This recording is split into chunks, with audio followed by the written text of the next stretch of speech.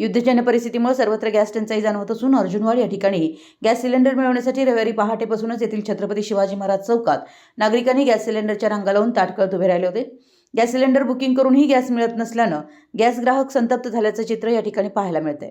Gas एजन्सीमध्ये gas सिलेंडरचे booking करूनही वेळेवर गॅस सिलेंडर मिळत नसल्यानं गॅस ग्राहकांमध्ये संभ्रम निर्माण झालाय। शासनाच्या नियमाप्रमाणे गॅस सिलेंडरची होम डिलिव्हरी करणं गरजेचं असतानाही गॅस एजन्सीकडून वेळेवर व घरपोच या सिलेंडरची सुविधा मिळत नसल्यानं नागरिकांची मोठी गैरसोय होते। गॅस ग्राहक गॅस एजन्सीकडे संपर्क साधून गॅस सिलेंडर घरपोच कधी मिळणार याची वारंवार चौकशी करत असून त्यांनी अनेक वेळा उडवाउडवीची उत्तरं मिळतात। तर गॅस सिलेंडर गावामध्ये येणार म्हणून गावातील प्रमुख चौकामध्ये सकाळपासूनच गॅस ग्राहकांना ताटकळत उभं राहावं लागतंय।